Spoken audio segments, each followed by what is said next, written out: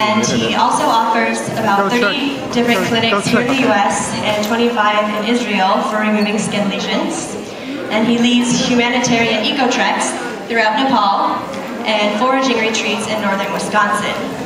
And he has a bunch of different projects, some of which include an organic raw vegan restaurant in Minneapolis and a hypoallergenic organic gluten-free bakery in northern Wisconsin, as well as an eco-village and healing retreat that he has called Habitat for Humanimals. He's also involved in numerous nonprofits that he's begun, and one of my personal favorites is the one in Nepal called the Everest Learning Academy, where he has a network of schools, orphanages, daycare centers, and community outreach programs that educate, nurture, and protect thousands of disadvantaged children and orphans throughout the remote villages of Nepal that would otherwise be subjected to human trafficking, slavery, and prostitution. So he's definitely bringing a wonderful thing to our world in many ways. So without further ado, I introduce you Dr. Tel-Oren.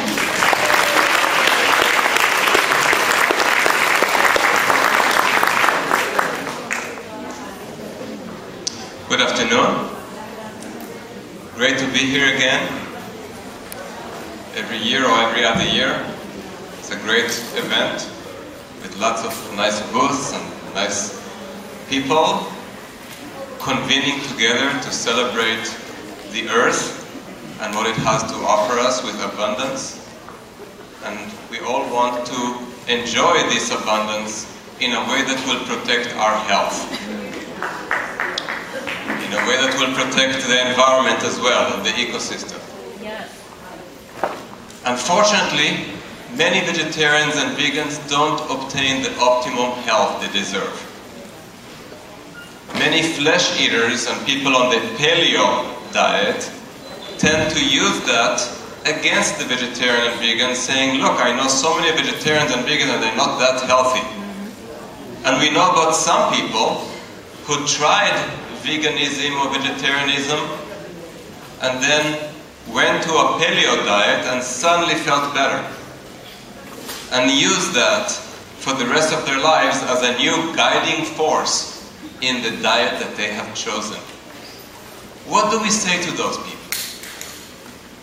What do we tell ourselves if we want to be honest with ourselves about how we should eat so that we do not suffer like so many of our brothers and sisters who do suffer despite their greatest efforts to achieve optimal health on a plant-based diet or 99% plant-based diet.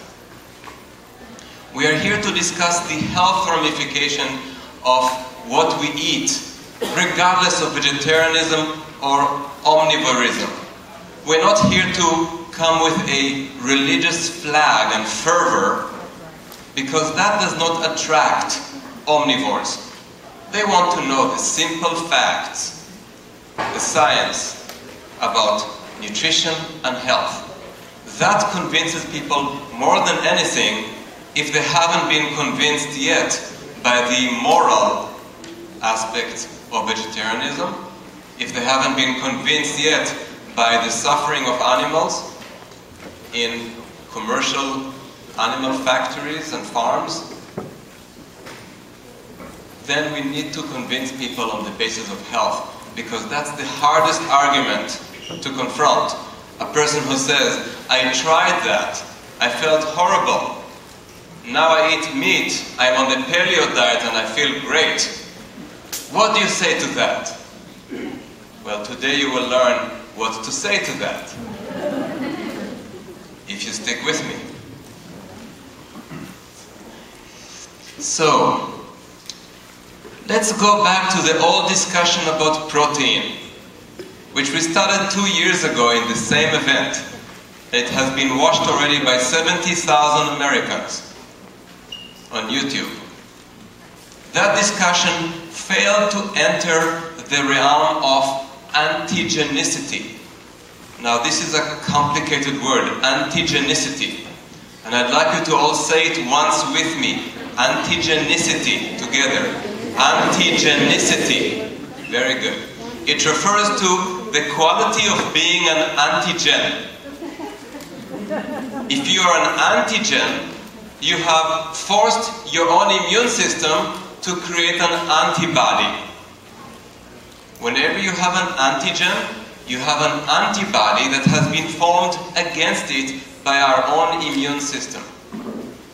We need to look at the antigenicity of foods to realize what has happened in the last 50 to 100 years here in America that has altered our food to the point of no return, almost. Has changed the molecular structure of the proteins in our diet to the point that where we increase the content of protein in our diet, if it is a complex protein, we will react to it increasingly in a severe manner, more than ever before, because of our altered immune system and our altered food. That is a bad combination. Altered immune system and altered food. And this comes to the root of the issue of protein. All antigens in our diet are proteins. Everything you are allergic to in your diet is proteinaceous. If you're allergic to soy, it's because of the soy protein. If you're allergic to corn, it's because of the gluten, the storage protein of corn. If you're reacting against garbanzo beans, it's because of the protein in garbanzo beans. The same is true for sesame, which has become increasingly antigenic in populations that eat a lot of sesame. Does that seem familiar? Don't most vegans and vegetarians, as soon as they stop eating flesh, they are looking for the substitutes, and they eat a huge amount of hummus and tahini every day? Sesame becomes a major force in our diet. And we wonder, what happens to the immune system when it gets exposed again and again and again to the same proteins, especially today when we live in a monocultural society when it comes to farming and agriculture. Almost everybody repeats the same proteins every day, whether they be soy or corn or wheat, or in cases of dairy eaters, milk proteins. Every time we eat those proteins and we repeat eating them again and again, we increase the chance that our immune system will start reacting. And today, and in the last 50 years, that chance is greater than ever. Let's explore why. Why is our immune system more likely to develop a reaction today more than ever before? And how does it affect our diet, and how does it affect our health? And why is it so important to vegetarians and vegans to know about this, as well as to omnivores? They should know that as well, because they are also truth seekers. They should be respected for being thinking individuals, thinking human beings, instead of being derided. There are people who deserve to know the truth, because oftentimes they are being misled also. And we need to explain to them where they make an error in their thinking in a logical and scientific manner, so they don't start proselytizing everybody into their own way, simply because they felt better on their own diet. They have a right to know the truth. So what is it in our environment that has altered our immune system to the point of great reactivity to the antigens in our food? One thing is that we are excessively exposed to the same proteins every day. As we said earlier, the monocultural diet. Another one is that in our food today we have a lot of hormones and toxins that stimulate the immune system in the gut. And most of your immune system is in your digestive system. Most of the immune reactions are in your gut. So if you poison your gut with hormones and toxins in your food, that's where the immune system will be the strongest. And that's where the antigenicity of your food will be created. Another thing is the water we drink. It contains chlorine for a long time. And now with fluoridation, we have even further poisoning of our water supply, which affects our intestinal health and creates an immune stimulation. Heavy metals in our diet, in our amalgam fillings, which are continuously emitting mercury poison into our saliva, and we swallow that poison. That affects the microflora in our digestive system and creates an inflammatory response and triggers our immune system to manufacture antibodies more rapidly. Mercury and other heavy metals are frequently used in vaccinations as adjuvants to stimulate antibody response, so that our immune system will become strongly reacting to whatever comes with those adjuvants. But if we get mercury in our fish, and people eat a lot of fish today, plus the amalgam fillings, that mercury will affect your immune system within your digestive tract. In addition, we are eating proteins that don't look at all like the proteins of long ago.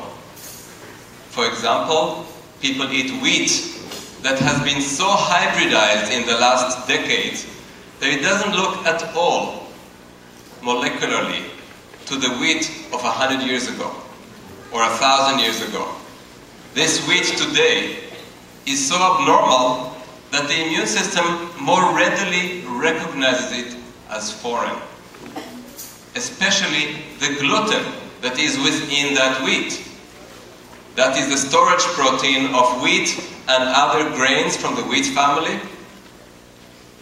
In wheat specifically, it has been altered so much that it has become a major antigen affecting 50% or more of American people. 50% or more. In this audience, we see people who care about health, usually because they have been searching for health after losing it. If you have lost your health, there's a much better chance that you are gluten sensitive than people who have not lost it.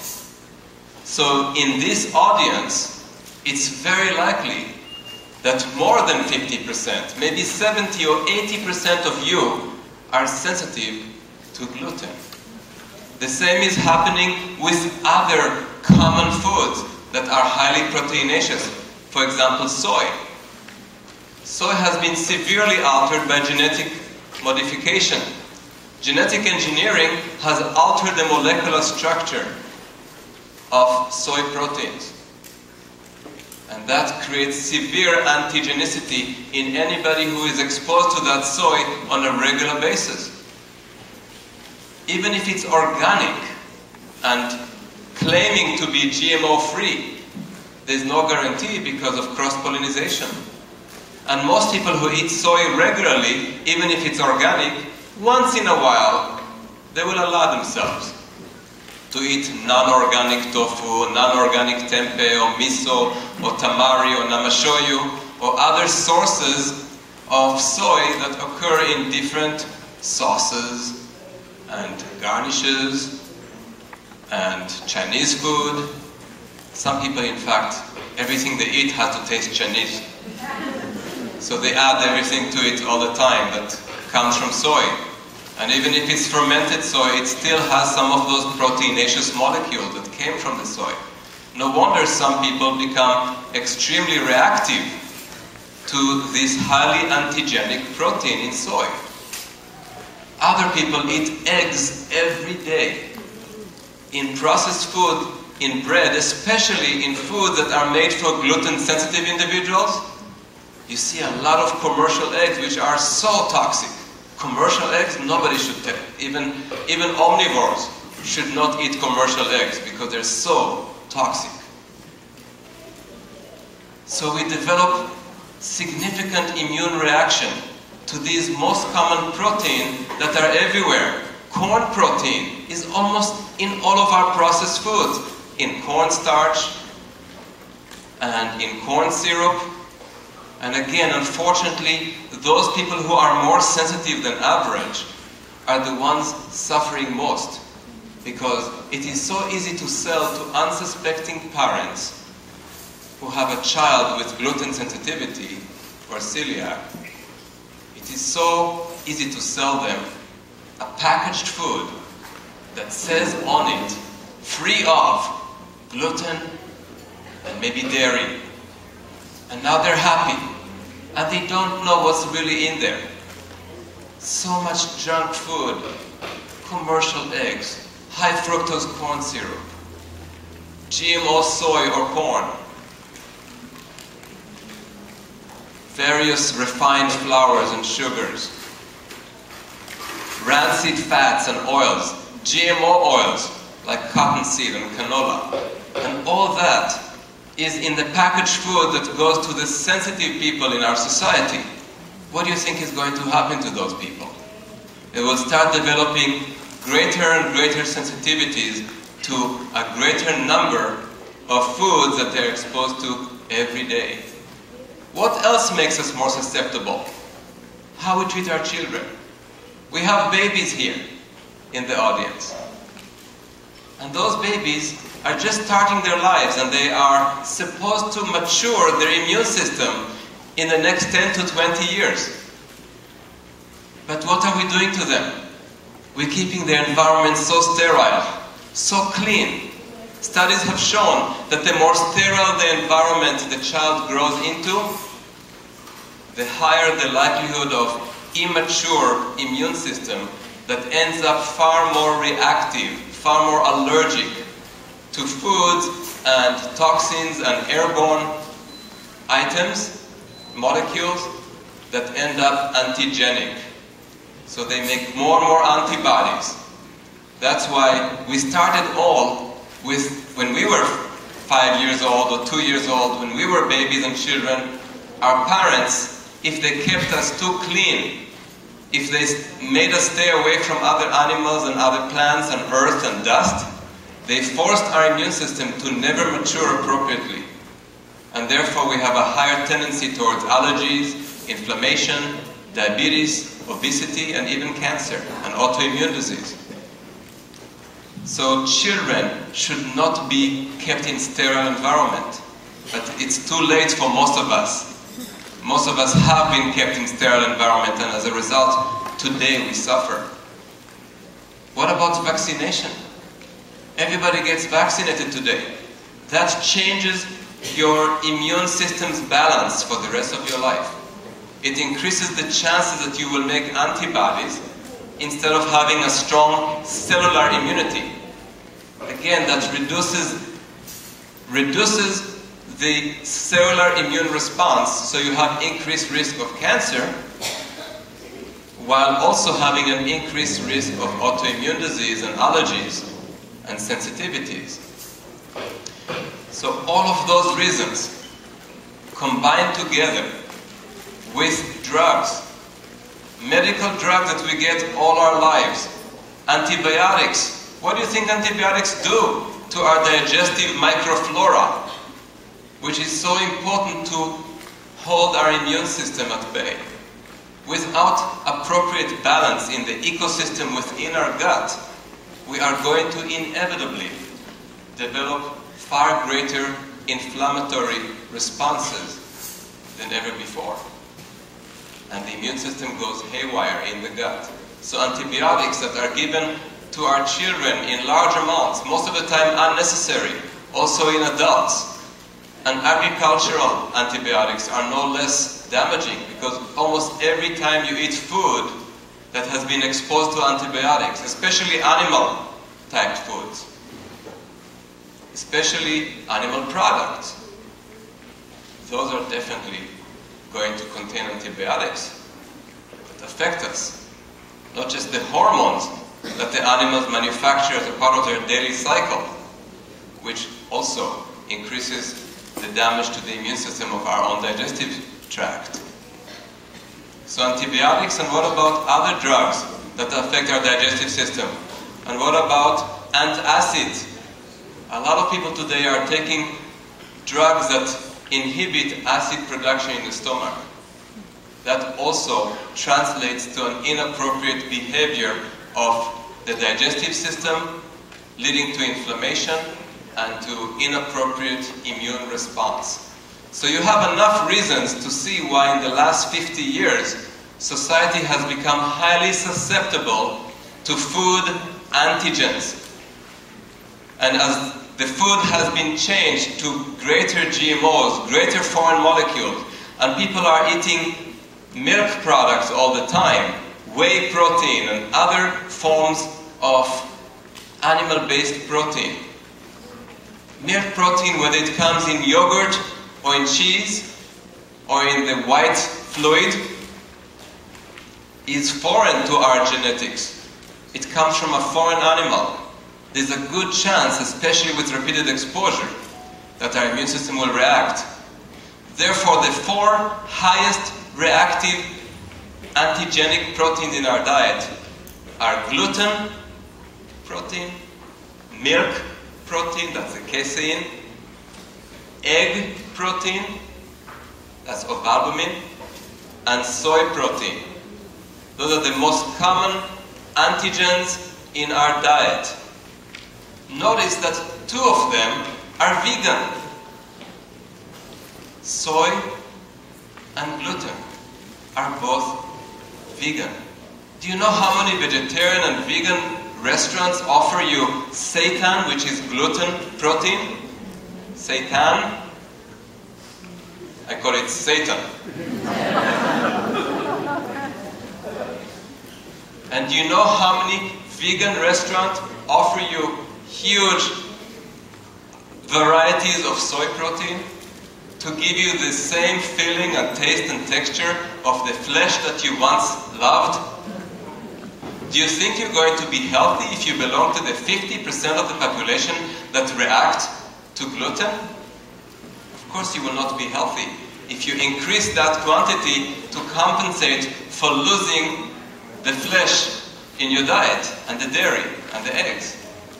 And that is what happens to a lot of vegetarian and vegan as they increase those antigenic proteins in their diet instead of thinking about nature and understanding that in nature you would not be exposed to the same complex proteins on a regular basis. All of those seed proteins as in grains, legumes, nuts and seeds, are complex proteins. Just like meat is a complex protein. Like dairy and eggs are complex protein-containing foods. If you avoid one complex protein and you start eating a lot more of another, what do you think will happen? You will start having a reaction. And in some of us, genetically, there is a built-in immunological mechanism to turn gluten into our worst nightmare. Those people will never feel good on a vegan diet if they allow themselves to be exposed to gluten every day. And they don't know that they're sensitive when they start having the reactions to gluten. What are those reactions? They affect every fiber of your being. They affect your brain, causing inflammation in the brain, behavioral disorders, learning disorders, and psychiatric disorders. It's been proven in numerous scientific studies that if you eliminate the food that is your antigen, severe psychiatric conditions can be eliminated.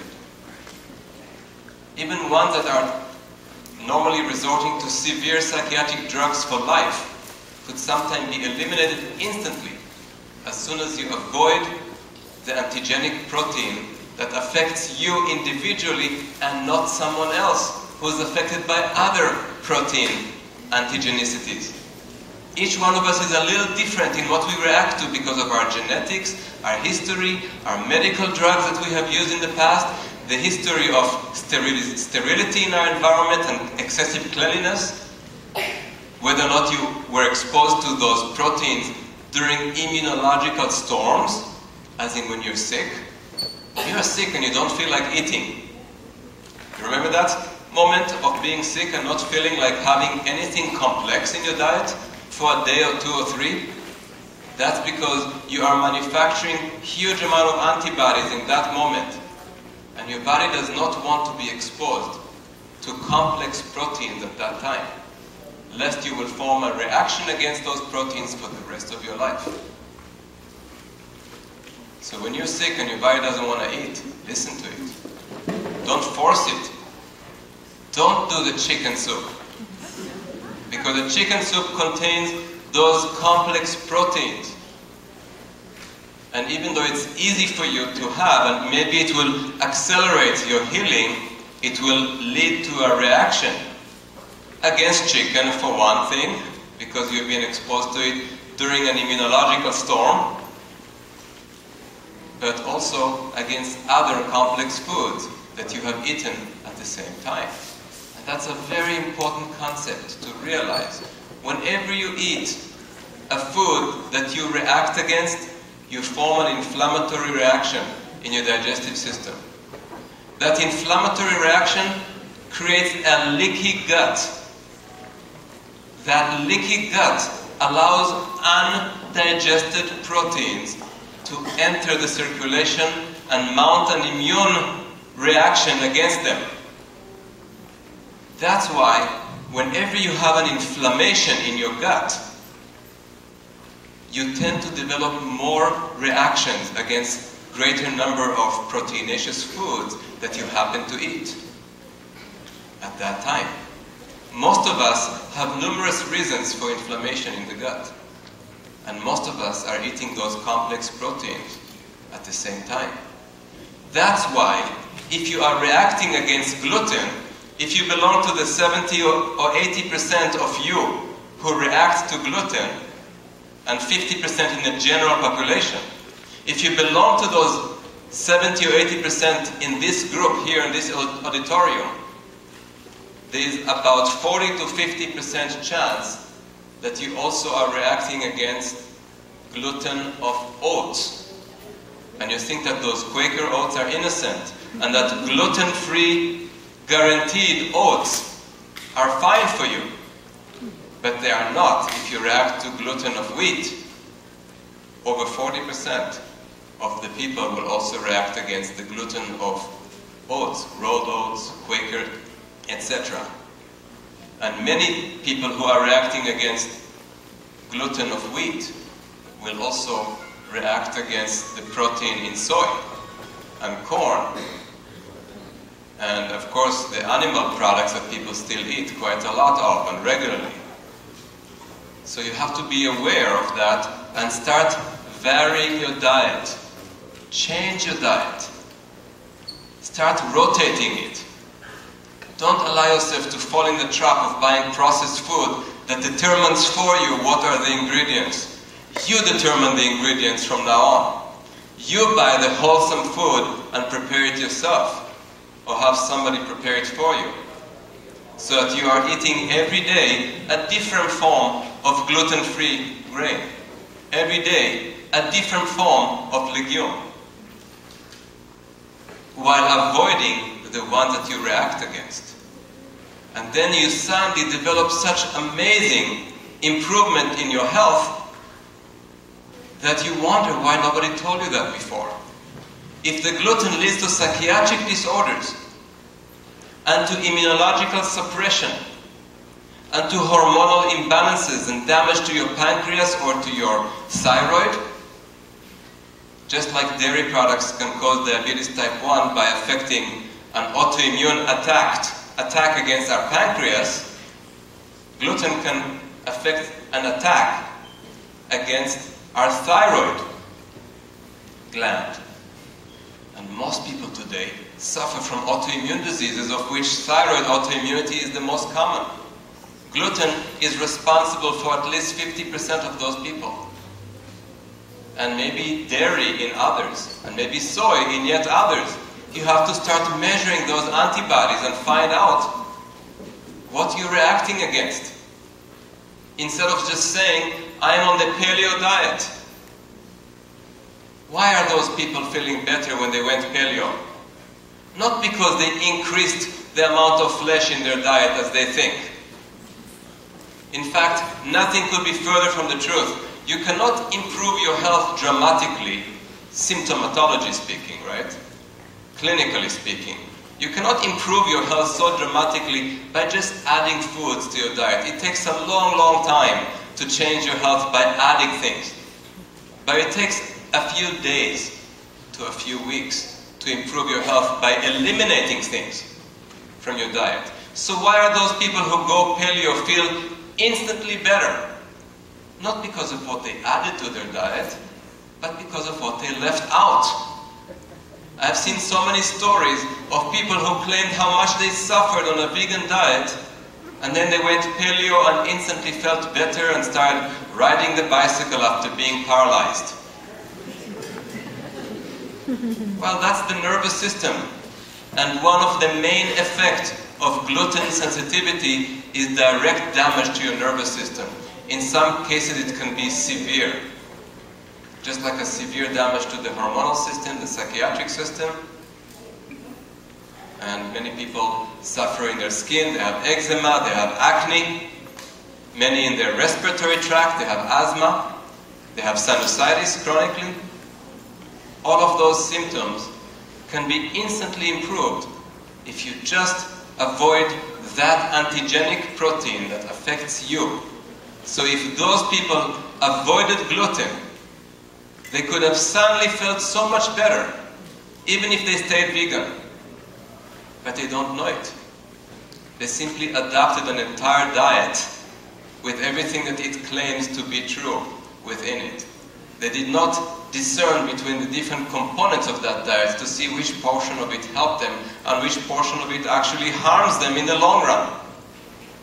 I see a lot of those people after 3, 4, or 5 years from going paleo, or any other diet similar to paleo, where they eat a huge amount of animal flesh and animal products, with all of their proteins, which are also measurable in their quantity of antibodies our body manufactures against them. And those people, after 3 to 5 years of eating 4 to 6 times a week and sometimes 3 or 4 times a day, they eat animal products. They end up within several years having either cancer or diabetes, or they start gaining in weight uncontrollably, or they have autoimmune disease or inflammation and they start having general Malayan fatigue. They don't express optimal health anymore, but they just remember how much better they felt when they started that diet, not realizing it was simply because they eliminated gluten or soy or some other antigenic protein that they've been exposed to. Sometimes even our children, when they go on a gluten-free diet and they start buying all those processed gluten-free foods, all those cardboard breads that feel and taste like rubber, but they're gluten-free. And they initially feel better, but soon enough, a few months later or a couple of years, they start having symptoms again because of the ingredients in those substitutes, because of the high fructose corn syrup and the soy and the eggs and the dairy and other proteinaceous food that are in there, and the GMO product. Those are children that are already susceptible. They already have a tendency toward inflammation, so they will start developing new reaction, and their parents will think, oh gosh, we must have exposed them to even more gluten unknowingly. But it had nothing to do with the gluten. They just keep blaming the gluten. They join all those gluten-free associations, those celiac groups, and they want to believe that gluten is the #1 enemy of the world. And they forget that there are other potential enemies that they are exposed to every day, and that they are ruining the health of their children by those cheap substitutes that are not worthy of the title food. And they wonder why those children get sicker and sicker and not healthier, despite the elimination of gluten. So I'm not saying that gluten is bad for everyone, but it's bad for so many of us that we must think about it. And if you're going to be healthy vegan, you have to observe some basic rules so that you can represent vegetarianism or veganism with respect. So that people would see you and think, wow, not all vegans look sickly. Like you have heard so many people say that. Well, it's about time that you claim the truth and be responsible. Both nutritionally, you might be deficient in something. You know, even people who are not vegan and vegetarian are deficient in some things. Everybody could be deficient today. Don't feel like the fact that you're a vegan or vegetarian should mean that you are not deficient, period. Because that would end up harming the image that you vegetarians, that we vegans want to convey to the public. If you are deficient in something, make sure you are not. Regardless, because a lot of the supplements sold out there are not sold to vegetarians and vegans. They're sold to people who eat dairy and meat and chicken and tuna and beef and pork. They take supplements, why shouldn't you? Even out the playing field here. This is not a war, it's about education. Education can only be won upon the truth, the scientific truth and the understanding of your body's physiology and how it responds to different triggers in its environment and its in food. And we need to start getting responsible about it and realize what the real answers are to give those people who will challenge you every day. It says basically, who has the best education? And today in our environment, when I test people who eat animal products regularly, I see that they react to the animal products that they eat regularly. And they might respond to the gluten in addition to that, and to the corn to boot.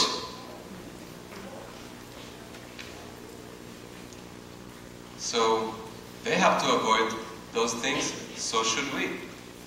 Everybody can be reactive. You have a history.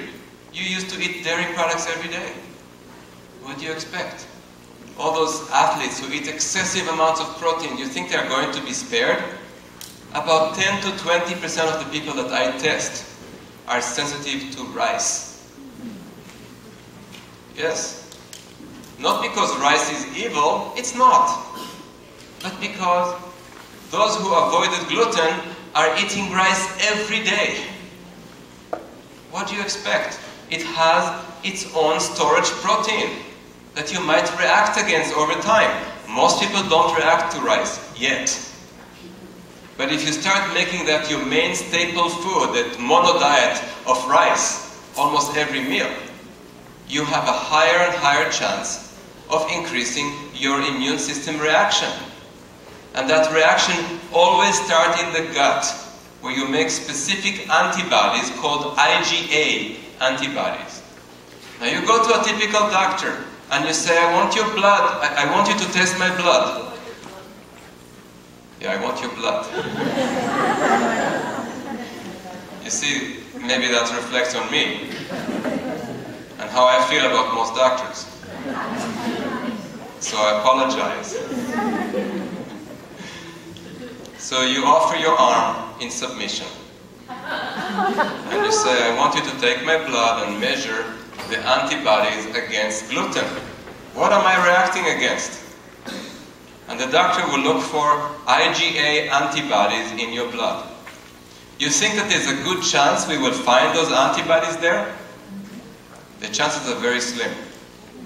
Because they are manufactured in your gut, in your digestive tube.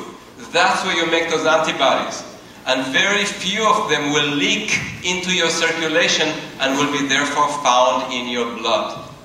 Don't expect accuracy from those blood tests that are actually missing 90% of people with gluten sensitivity.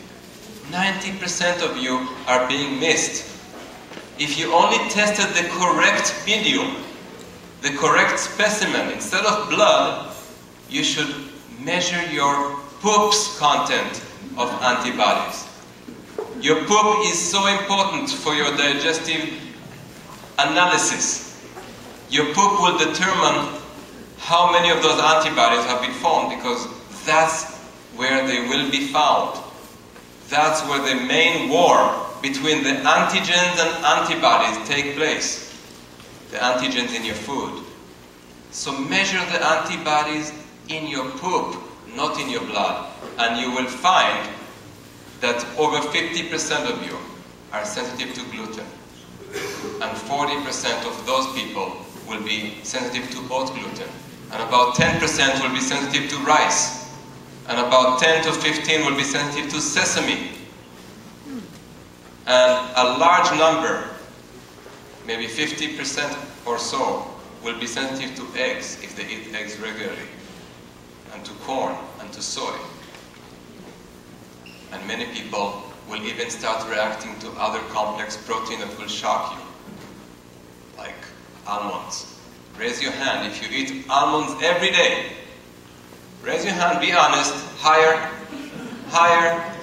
Okay. Quite a lot of you eat almonds every day. Now raise your hand if you eat almonds 6 days a week. That should be more than before. Some of you did not raise the hand because they skip a day a week. That's not enough to skip. Almonds have proteins that are antigenic. If you want to reduce almonds' antigenicity, you have to avoid eating almonds every day and maybe have it only once a week or twice a week, and that's it. Most people don't do that. They're obsessed about the same food every day. Some of you will eat sesame every day, as we mentioned earlier. Some of you will eat walnuts every day, or other types of seeds. So we want to measure for the most commonly ingested proteins and find out to which ones you react, so that you can achieve your own individualized optimal health instead of guessing. If you're going to have to avoid wheat gluten for the rest of your life, don't you want to know for a fact that you are sensitive to it as opposed to guessing? It's a big commitment to avoid gluten. I'm sure that many booths in this festival contain gluten. It's vegan, so what? It contains gluten. I'm not telling you to eliminate gluten 100% unless you know that you are sensitive to it. And if you are sensitive, you have to avoid 100% and support other vegan products instead.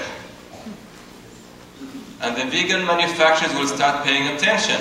If people say to them, sorry, I cannot do this, this or that, give me some variety. Increase the amounts of gluten-free products in your food that are also wholesome. Avoid the GMOs like the plague.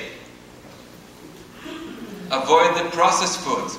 Avoid the hormone antibiotic-laden foods. Eat 100% organic.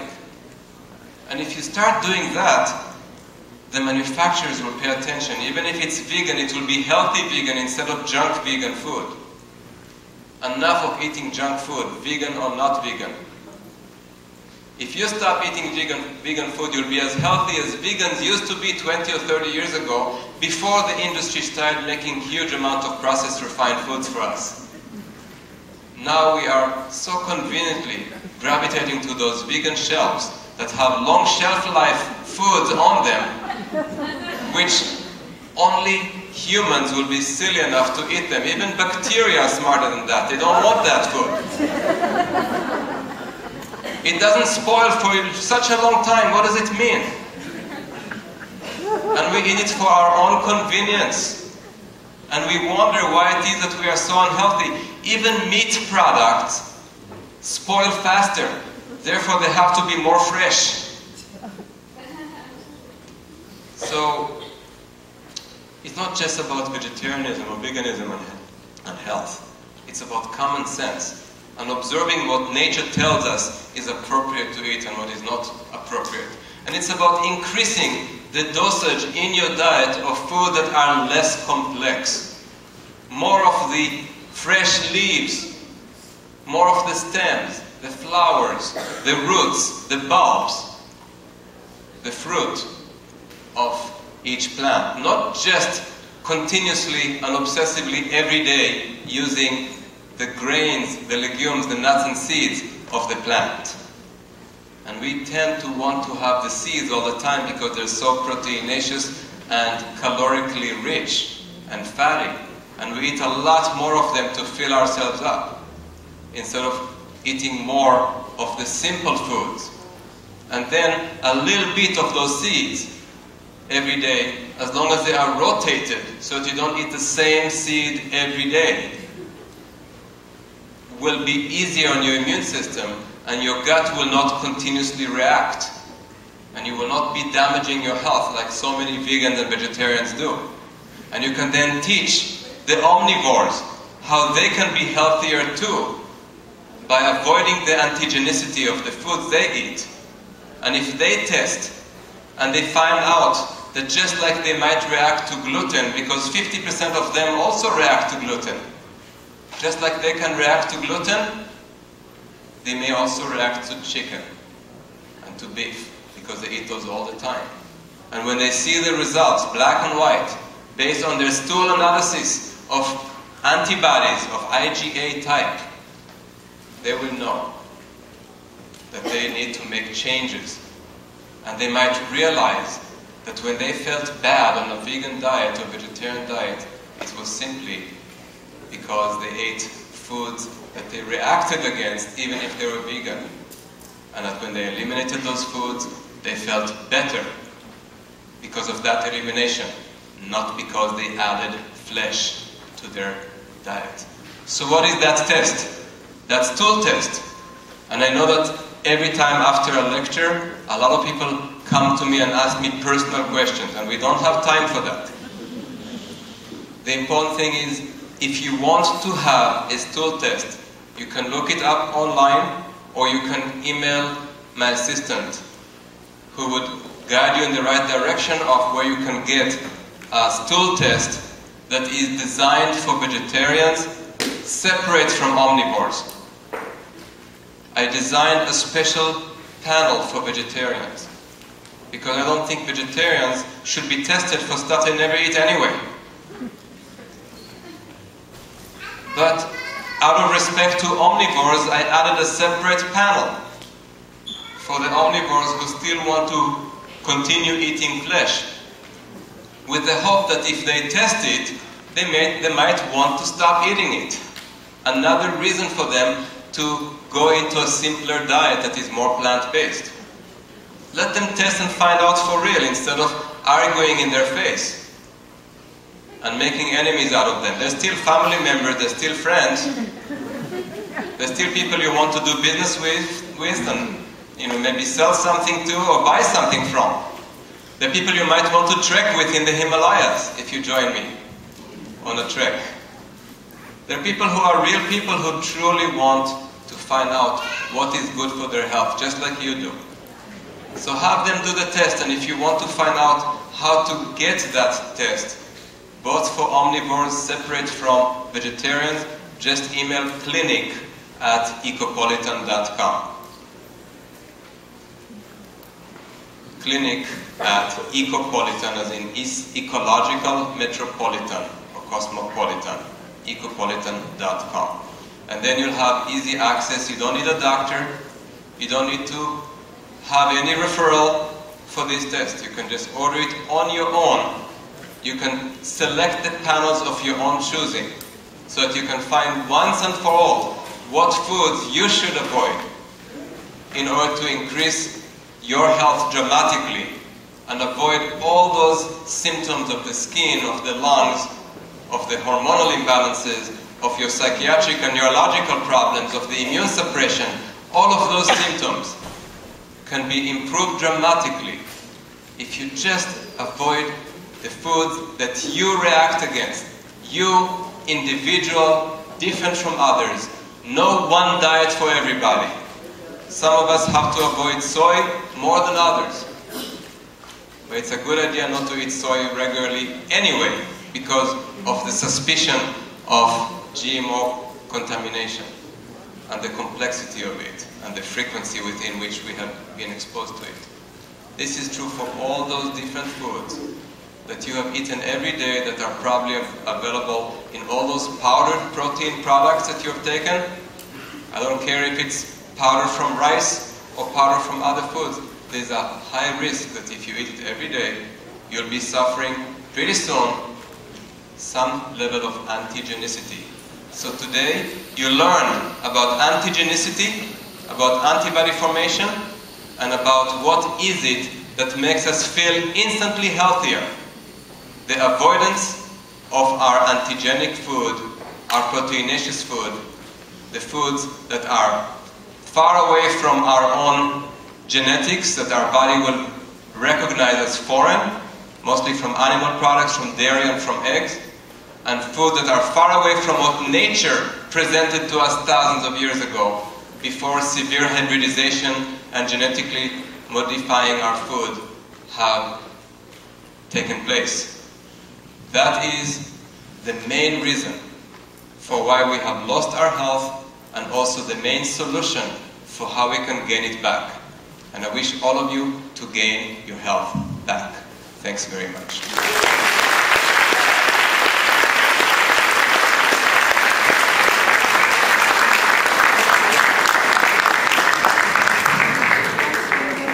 If you want some of my CDs and DVDs, there is a booth. There is also a salt there that's rich with sulfur, a salt that tastes like eggs, that has so much sulfur in it that is a functional food. It gives you sulfur for detoxification, and it supports the children of Nepal, the orphans, and children who otherwise would be sold for trafficking, prostitution, and slavery.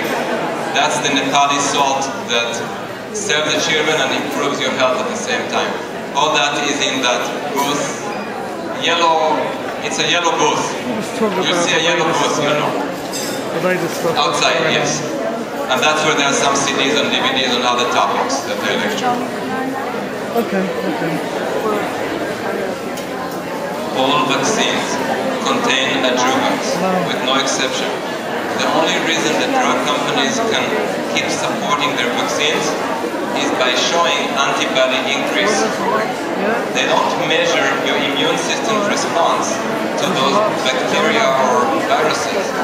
They only measure the level of antibodies to justify using the vaccine as a drug for everybody.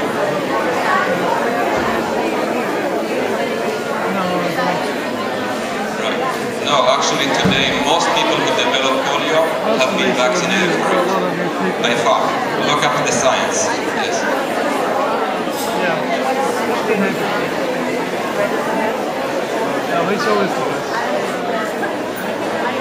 Beans is a big family of legumes. I mentioned legumes as a part of the seeds. Like soybean is a bean. But if you eat the same bean every day, you'll be in trouble. If you rotate them, like I said, one type of bean per day, no more than, say, 4 or 5 times a week, and keep rotating them so you're not repeating yourself, the chances are fairly good that you will not develop a problem. But if you already have developed a problem in the past, you need to know about it because you have to avoid that specific problem for a while.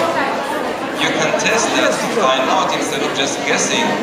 And people make changes and they don't know what they're changing to. They start eating one food and they eat a lot more of another that they might be reacting against.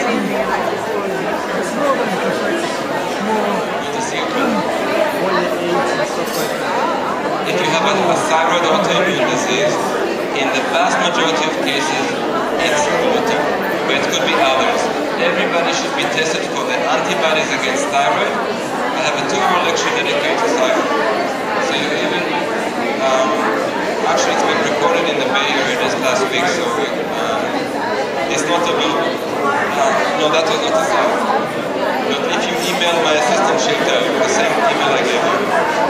It doesn't matter who she is, you have the email address. I told you, clinic@ecopoetan.com.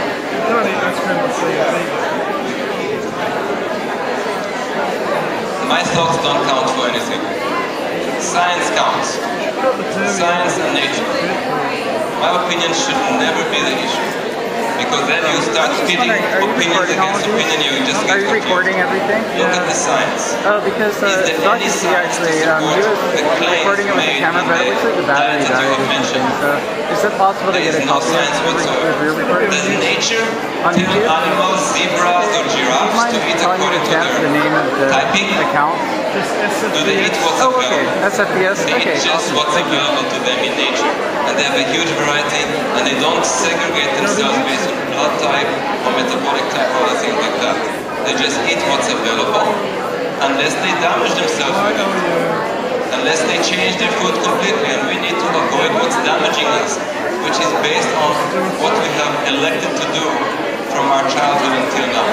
It is nothing to do with typing. And I don't want to get into greater discussion because I have a 2-hour discussion that refutes every aspect and every point on scientific basis. There is no science, and if anything, I could tell you about thousands of my own patients who did not fit. And if people don't fit, then it's not a system. A system should make you fit, but why should you fit? We're all individuals. We're all different. Why should we fit? It's too easy and too oversimplified to choose a diet based on just 4 types, 3 types. It's oversimplification, it's pseudoscience. It pretends to be science because you have heard of ABO blood groups.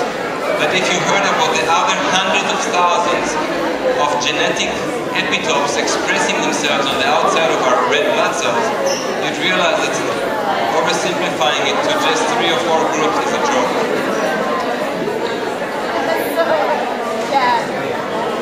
I don't want people to think that because of where they come from, they know. Because nowadays we have mixed ourselves so much. We have been a major blender. You cannot say or look for that. You have to simply analyze what you are reacting against now and avoid it now. Whether it is for life or for a period of time of 4 months or 6 months until your immune system relaxes, that depends on what foods they are.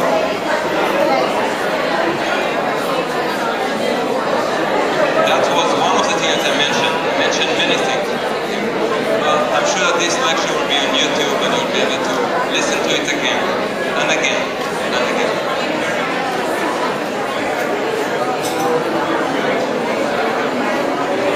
We're going to also put it on YouTube.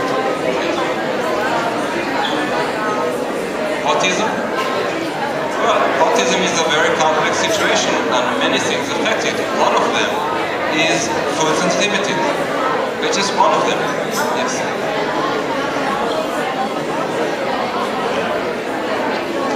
Yes. Yes. A lot of paleo people eat the same kind of high complex protein every day, only because gluten was far worse for them, and they eliminated gluten. So because many of them say no grains, 100%, so by doing that 50% of them will feel significantly better because 50% are sensitive to gluten. And others, 40%, might be reacting to oats. They avoid oats, they feel even better. But if they keep doing that, after 3 to 5 years, like I said earlier, they will start having new reactions to the egg protein, because egg is one of the biggest antigens. So they will start having problems within 3 to 5 to 6 years or earlier, and most of them do, according to my clinical experience of working with them.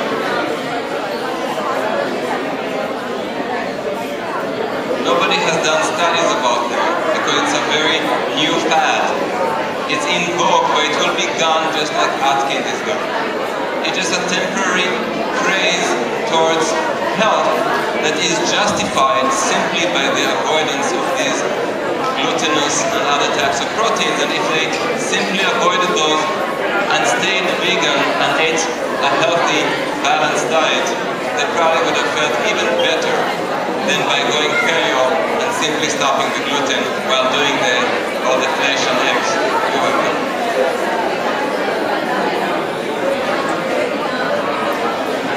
It's not easily available, and now you have it available. You're welcome.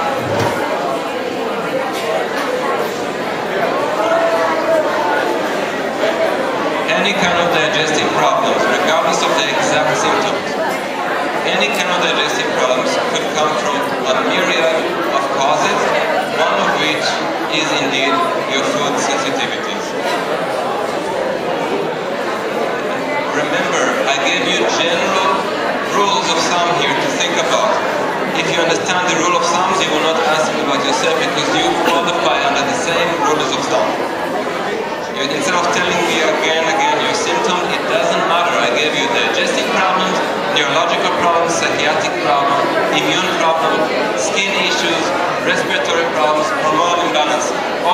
symptoms can easily fall under these types of issues.